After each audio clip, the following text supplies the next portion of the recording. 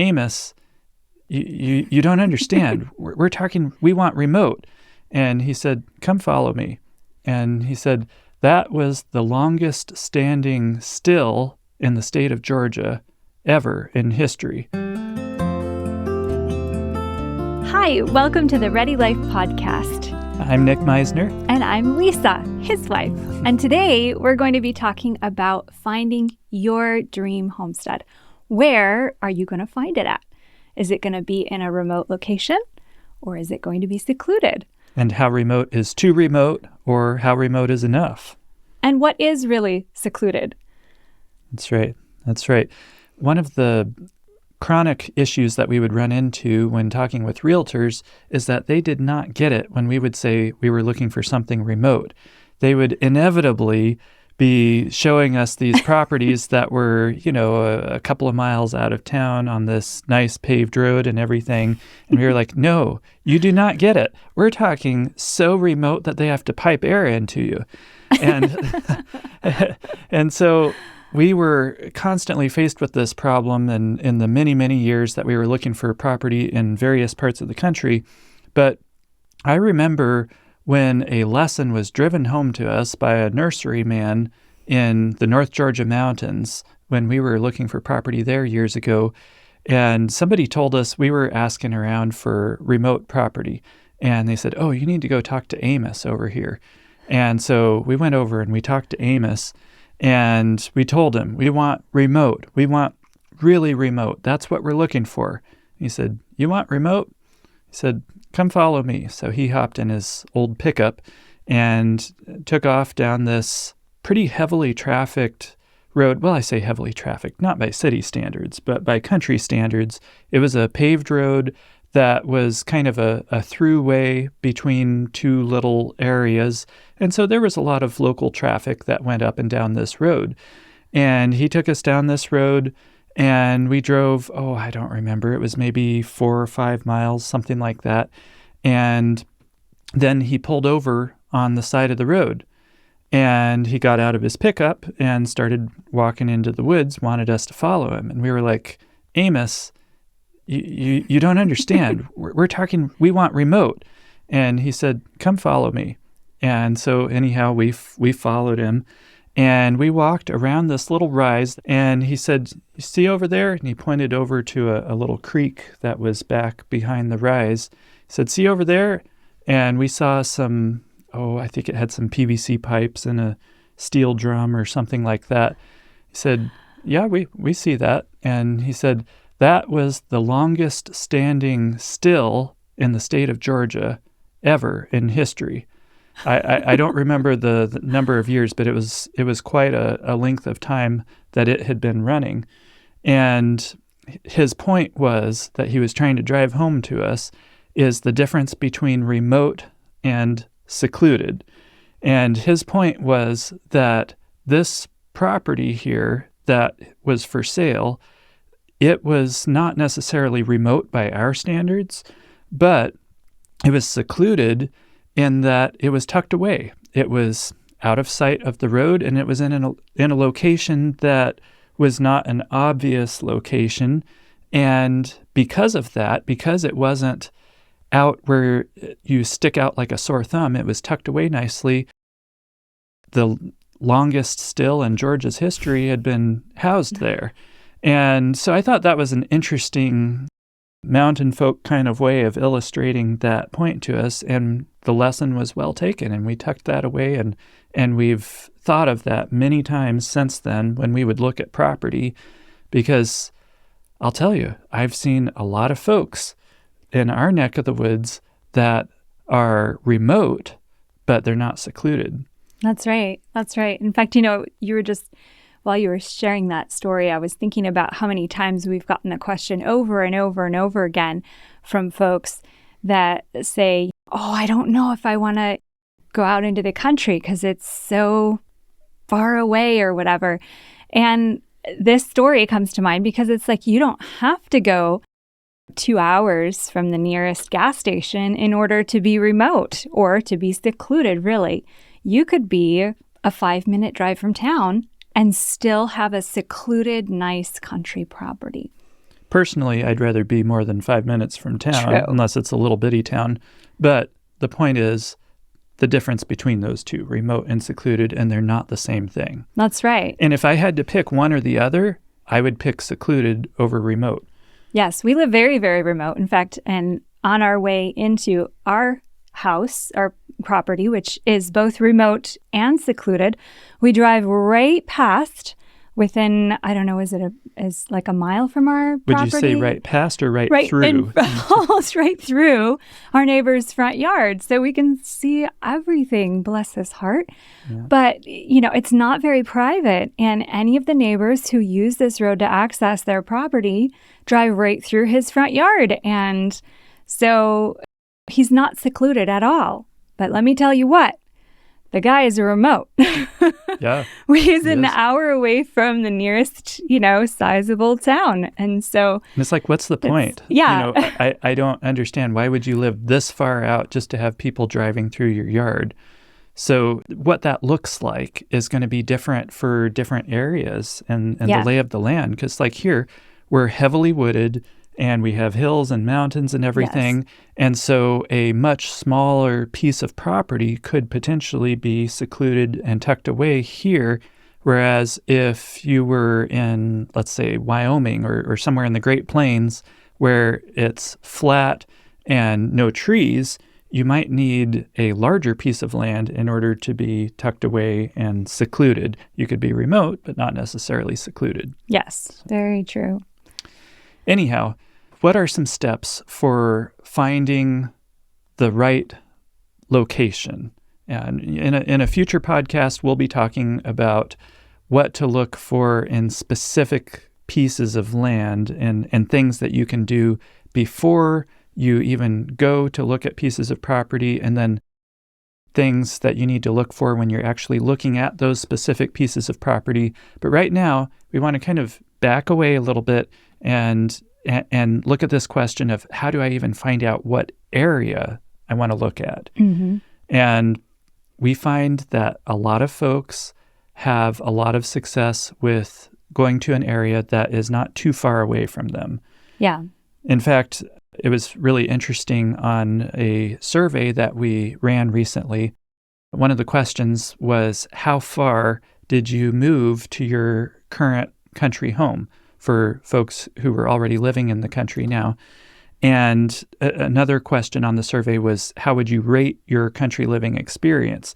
And I found it really interesting that the folks who had not had a very good experience, that rated kind of on the lower end, that their experience hadn't been too great, there was a higher percentage of them who had moved a long distance. And in the category of folks who rated their experience as having been a very positive experience, the vast majority had moved not very far. It was like almost all of them. Yeah, 250 miles or less to get there. So that doesn't mean that you can't move a long distance. It just means that there's more potential for things to go wrong. There's a lot that you don't know about an area when you're moving a long distance, and it's harder. Let's face it, moving cross country is more challenging. Leaving your friends and your family and everything that you've known for years behind. It's hard. Right. So that's something that I would consider at the beginning, is see if there are potential areas that are closer to you rather than feeling like you have to move across the country. Maybe you do need to, maybe that's the right place for you. And it was for us. We moved across the country, but that isn't the way that it works for a lot of folks. So just bear that in mind. But probably the first step in figuring out where you want to be for your country property is to sit down and make a list. Like that's what we did before we actually purchased our property, was we sat down and made a list. We had a dreaming session. And I love dreaming sessions. I'm a bit more of a dreamer probably. But, it was really helpful, because then what we were able to do was, once we had our list all hammered out, which took a while, Yes. We kept adding to it and changing it. But once we had our list, then when we came to look at this property, we were able to say, well, it's got that thing, and it has that thing, and it has that thing. Yeah, I think this might be a good fit for us. Anyway, so yeah, the first step is really to make a list. That's right. And one thing that's going to be really helpful to you in making your list is some resources. Finding maps, finding things that you may not have even thought of to consider. And so one resource that I would point you to is our video set, Sustainable Preparedness 101. You can find that on susprep.com. And this set walks through a lot of this information, like what to look for in a location, what to look for in specific pieces of property, things like this. So that's one resource. Another free resource that we have for you, it's actually on our YouTube channel. If you go to YouTube and search for Sustainable Preparedness, we have the entire video called Go Forward on there for free.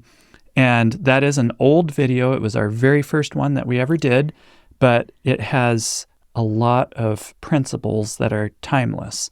And it even has maps and things. Yes, those maps may have changed a little since then, but the general idea is going to be fairly similar. So that's another resource. Yeah, that gives you a lot of food for thought as you go through that video to just write down, I need to look up was a topography map or demographics or, just a lot of different things that sometimes you don't think about when you're dreaming of your dream home and where you want to put it. So that video was very helpful. Right. And then another resource that we found to be very useful, and a lot of other folks have too, it's called Strategic Relocation, and it's by Joel Skousen. And this book comes from a slightly different perspective. It's bringing in all kinds of strategic things that you might want to think about as far as like earthquakes, military targets, all sorts of different things like this. Yes, at the latest edition, we don't actually have the latest edition yet. I want to get that. But we were just reading about it, and he says that in this latest edition that just came out, he's updated it for things that happened during the pandemic and stuff like that. He's changed his rating of various states. You may or may not agree with his rating, but it's food for thought, and he's got a lot of useful maps in there. So that's another good resource. But when you're making a list, didn't we like to break it down to 3 categories with our list of what we wanted, right? Yeah, in fact, what we did was we sat down and had a dreaming session where we just dreamed up everything that we felt was either important or that we wished for or whatever it was. It didn't matter. We just sat down and we wrote it all down on the list. And then once we'd done our brain dump of all the items that we could think of, then we sat down and we organized them based upon priorities. And I forget what we called the different categories, but... So there was essentials. That's right. That were like our non-negotiables. We had to have these. If it didn't have that, we weren't even going to look at it. That's right. And then there were the important things that were very important to us, but we might be able to work around it. Right. We could possibly do without them. And then there were the nice to have things that were just, the cherry on top kind of stuff. That's right. So I'm trying to think of some examples of what are the kinds of things that would go in the essentials category. Well, on our last podcast, you mentioned that there are 3 humans have 3 basic necessities, right? So water, heat, and food or gardening ability. So those would be kind of in the essential list, right? You need to have a good supply of water. In fact, that was one reason why we were concerned about this property, because initially when you look at the well logs in this area, there was little to no water, and there's dry wells around here, 1/4 gallon a minute wells, and this property had a spring, but we were not confident that the spring was sufficient. And so that was kind of a big question mark when we first looked at this property. We just weren't sure. I think we thought we had heard the owner saying that it had gone dry or something, and Yeah. And then when we double checked about it, they said, no, it's been very reliable. But we were like, okay, I think we're going to check it out for ourselves. Yes. So yeah, water, having sufficient water was on our essentials list. And then having enough timber on the property so that we would have a sustainable or renewable source of firewood to heat with. Legal access. Because if you can't get to the property, if you can't physically, legally get to the property, it doesn't do you any good. Unless you're a helicopter pilot. Yeah, exactly. And you own your own helicopter. Right. And then another one that was in our essentials list that you might raise your eyebrows at a little bit was good internet. But that was because that's how we make a living, is with internet. And so if we didn't have a good way to access the internet from where we live, then it was going to cause us to have to commute into town and rent an office or who knows what, which there's just no sense in that. And so that was something that we put on our essentials. And you'll have to think of what are the things like that are going to be unique for you that are essential.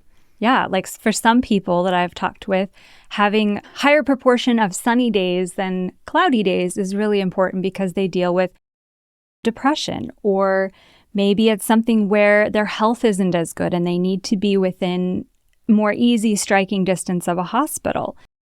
For us, those were not issues, and so they weren't on our essentials list. But for some people, they are on their essentials list. So you just have to think about what's important to you and your family, and then move those items into your essentials list. Right. So what are some things that could potentially be on the important list? Good soil. Yes. And the reason why that would be important rather than essential is that soil is something that you can change. You can build it up. Right. You can make compost and build it up, or you can import topsoil if it's good, or, things like this. That can be altered, but it can take a lot of work. Yes. So it's got to be something that you're willing and you feel like you're up to challenge or conquering. Right. Southern exposure is another one that comes to mind. Depending upon you, that might even be an essential, but I think it could go either way for various folks. Southern exposure being really important for if you're going to do a solar power system, also for agriculture. Yes, the sun goes higher in the horizon during the summer, so you're probably not going to have an issue in the summer, but during the, early summer, late winter, spring months, and during the fall months, when you're trying to extend your growing season, that's when you could potentially run into issues if you had a mountain to your south or something like that. You'll have to get creative in extending your growing season if you don't have a really great southern exposure. Right.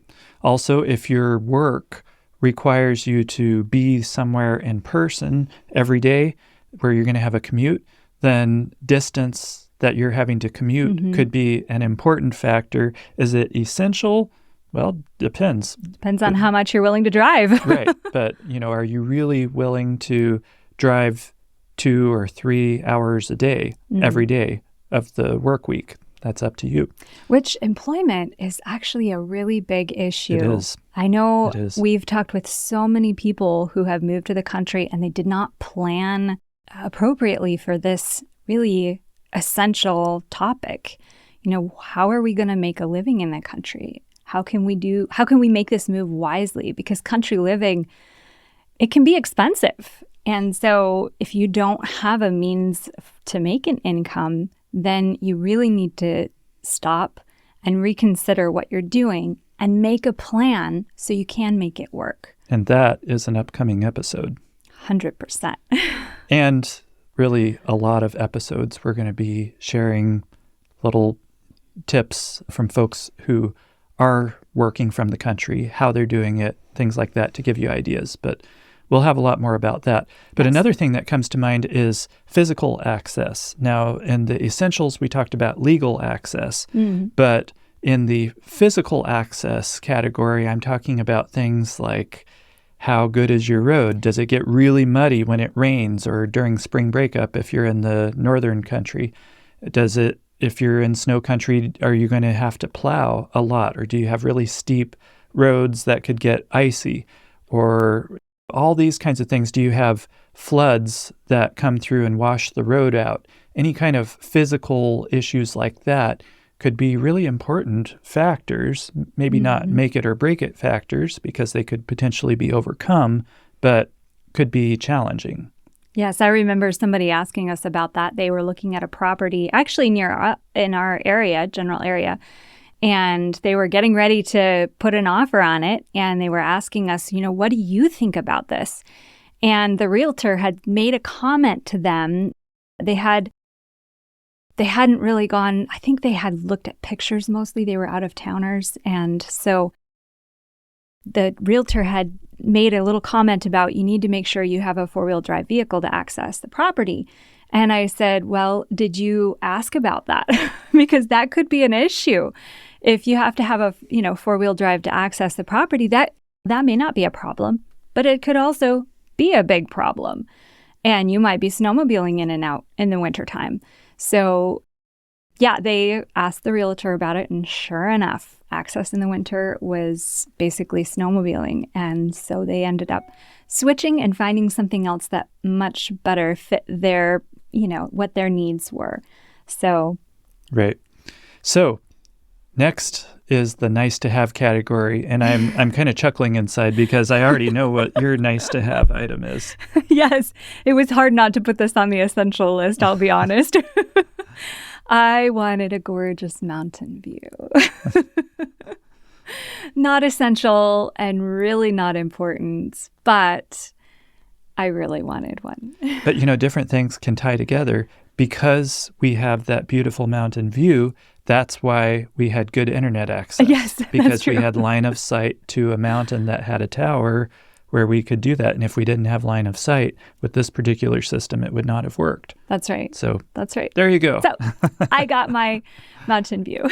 Also, something like a creek. That could be a nice to have, or it could be an essential, depending upon how you're planning on using that. But I would not recommend using a surface water source as your primary water source. But if you were going to do that, then it becomes an essential. But if you're not, then it could be something that's just useful for perhaps irrigating your lawn, or maybe if there was sufficient fall, having a micro hydro power system or something like that. Yes. So, it could bump various levels. But the bottom line is, you get the point. You're going to make a list and check it twice and bump things up and down according to your particular needs. But you got to do it, because you're not going to think of everything when you get into the heat of actually looking at stuff. So what if somebody says, well, making a list is a great idea. I'm going to put that on a list to do later when I get closer to actually buying a property. I wouldn't recommend that. Now's your time to be making a list and figuring out what you need. Use your time now while you have it, would be my suggestion, because when the time comes where you're starting to look at stuff, there's a lot going on. There's a lot of changes happening in your life. And if you've thought it through now, it takes time to work through these things. Well, and for our list, we started ours and we kept changing and adding more things, or moving things around as we realized, wait, we could overcome this obstacle by doing this, and this could be a benefit in this way and that way. And so then we'd move things around, or we would add things to our list, or realize, what we hadn't thought about was this one item and it needs to go on our important list. So it is helpful to start that list right now, and dreaming about moving into the country is a really great way to get started. That's right. So once you've made your list, then you want to look at the various areas that are out there. And when I say areas, I'm talking about general areas of the country, and figure out what are the areas where I can meet all of my essentials, because you're probably going to find some that you can eliminate right off the bat. And so I like process of elimination. That's one of my favorite ways to operate, is when you've got a lot of options out there, just start eliminating everything that you can so that you can get it down to a more manageable number of options. And then once you've done that, then you can go and visit some of those options. I would not just decide, okay, this is the area for me, you need to have something to compare it with. Now, maybe you're a well-traveled person. Maybe you've lived in various parts of the country before, so it may not be as necessary for you. But I do recommend that you look at multiple areas before you settle on one area and start committing, resources into that. Mm-hmm. So what about once you've figured out what area you want to go to, do we have any suggestions surrounding the best way to make sure that you don't end up buying the wrong property? Because you could very easily be in the right area with the wrong property. Very true. So one of the things that we highly recommend is be in the general area. Like if you already live in the area that you want to buy your country property, that's perfect. You're only going to be moving maybe 10 miles out of town or, 20 miles out of town. You already know the lay of the land, and you can go out and have weekend excursions into different areas and get a feel for the community and, who's there and all of that. But if you're moving farther out, you're moving to a new state, you're moving to a new area of the country, we highly recommend that you rent first. And the reason is there's actually so many reasons why renting first is the best choice. Because if you try and move to a new area, like I mentioned, that couple, they were wanting to buy in an area, they were buying something that was sight unseen. And they asked us, what do you think? And that one little thing was a deal breaker for them, the access. And so if they had been here in the area, they would have already known that area was already known for being kind of craggy and difficult to get to.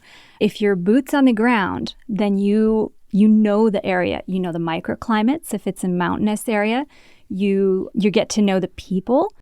You get to have your ear to the track, where if you have somebody talking about, my uncle is wanting to sell this property that's down the road or something, that's really valuable. And you want to rent there during the hardest season, whatever that is. If you're looking in the North Country, then you want to spend a winter there and see what it's really like. If you're looking in the desert or something like that, then you're going to want to spend a summer there and see what it's like to be there in the hardest season. Yes. Just networking is very, very effective to, learning a new area. And you can find good deals too, exactly. That way that you would not find if you were long distance. That's right. So rent first. If you're going to a whole new area, rent first. We have seen time and again, people want to move up to our area and they're really excited because they think this is like the perfect area or something. And we're just like, well, no, actually it's not. It has its pros for sure, but it also has a lot of cons.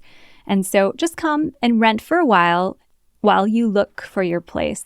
And we have seen people that came here and rented and they were like, actually, I think I need to go south. Because it can be difficult in the winter for some people. Winters are not for everyone.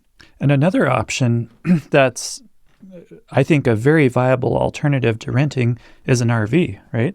That's true. You could get an RV and then park in an RV park somewhere or a campsite that allows RVs and save a lot of money that way too. Right. We actually went the RV route years ago, and it actually worked out quite well because then we ended up living in that RV while we were building, and it acted as a temporary home for us while we were building. A rental, yes, we could have rented while we were building, but then we would have been paying rent all that time. Whereas once we bought the property, we were able to pull the RV on there and live there while we were building. So there are some advantages to it. Which also reminds me of an advantage we've already mentioned that happened in your experience. Because you were boots on the ground and you were here renting, you mentioned the other day that property that you guys were looking at, it was out of your price range. You went back and looked at it later on, and what happened? Yeah, the realtor took us the first time, and then we went back on our own the second time. And while we were driving up, this old mountain man, came walking down the road. And there's there was a real estate sign up. So he came over to our window and he said, "You folks looking at this place?" We said, "Yes." And he said, "I know what you can get it for," just completely out of the blue. And he named a price that was like 50%, half what they were asking. Which was what your budget originally was, right? Close to what your budget was. So. And that gave us the courage to go ahead and make an offer like that. But it would not have happened if we had been talking to a realtor on the phone and not actually been there in person. Yes. So really, really important thing to do. So, like I said, in an upcoming episode, we're going to dive into the details of what you want to look for in a particular piece when you're looking at it, things that you can check out remotely before you even go and visit the property and all of that. So we'll get into that. Don't worry. Right now, we just wanted to focus on area, location. That's Isn't right. that what the realtors say? That's right. Yeah. Which actually takes us to our question of the week. Our question of the week comes from a lady that emailed in not too long ago. She said, "How many acres do you have, and how far are you from the nearest city or town?" Very good question. So we have 10 acres, and there is a reason for that. I don't feel like that's a set in stone number. It depends on a lot of variables and a lot of factors, but in general, 10 acres is a nice size of property, because if you're in an area that is wooded, which I certainly hope you are, so that you can have a renewable source of heat, then it's going to, depends upon how quickly trees grow and all of that sort of thing. But kind of a general rule of thumb is that you want to have several acres of timberland to have a renewable source of heat. If you're in an area where the trees grow really fast, then you might not need quite as much. But if you're in an area where they grow more slowly, you might need a little more. But just kind of a general rule of thumb. So 5 acres for trees, for timber. And then you want to have space, it's going to take up space on your property to have a house, the footprint of that house and the yard.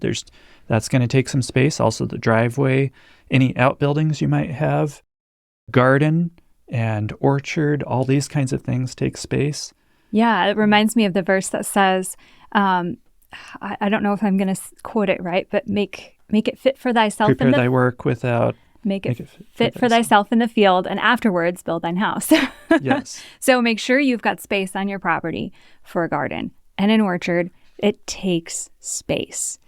And all of that is assuming that it's flat, workable land. Yes. If it's the side of a hill with a little bench, then you've got much less land to work with. So once again, all kinds of variables there, but I do like 10 acres as a general rule of thumb. If I could have 20, would I have it? You better believe it. In fact, we'd love to get a hold of the 10 acres that are next to us. Yep. And that would be great, because but the point here is that more land opens up more options, but that doesn't mean that you can't do it with less.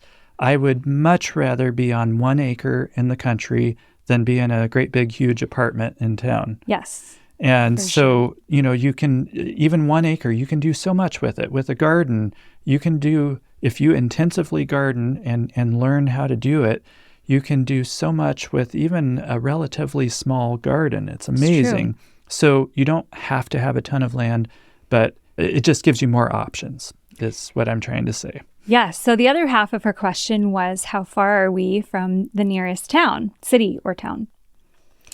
So this nearest city would be about an hour drive away, but we actually have a little town that's only a half an hour drive away.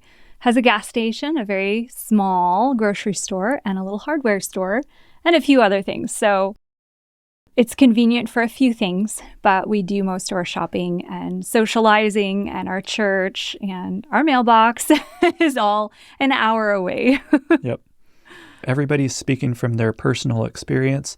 And so you may notice in this episode and in coming episodes that we do bring up the issue of distance from town and Yeah. to think about this, because this is the perspective that we're coming from, is that it's a 2-hour drive anytime we go to the larger town near us.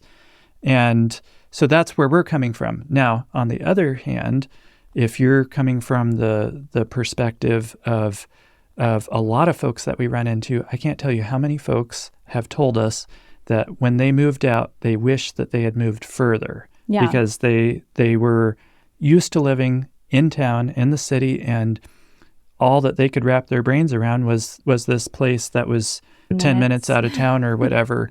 And after having lived there a couple of years, they really wished that they had gone further, and some of them even sold and made a second move. Yeah. And, maybe that works. Maybe that was the best for them. Maybe that if they had moved out further to begin with, it would not have been a good experience. Yes. So there's nothing wrong with doing a sequential set of moves, but you just have to realize that you got to do what's right for you at that time and see what you can find. And I would say, from our experience, ask God to lead you to the right place, because there's a lot of good options out there, but He's able to close the doors. I'm a strong believer in asking God to close doors if something is a bad place, to keep you from making a big mistake. That's right. That's right. So that was our question of the week. And just a reminder, we would love for you to send in your questions. If you have any that you would like for us to cover here on the show, please send it in to questions@thereadylife.com. That's questions@thereadylife.com. And we will be delighted to get that from you and consider putting it here on the show so we can cover what you're needing to know. That's right. Anyhow, we'd like to thank you for joining us on the episode this week. We hope it was helpful and useful to you. And we've got much more to come, so be sure and subscribe so that you're notified of any future episodes. We'll see you then.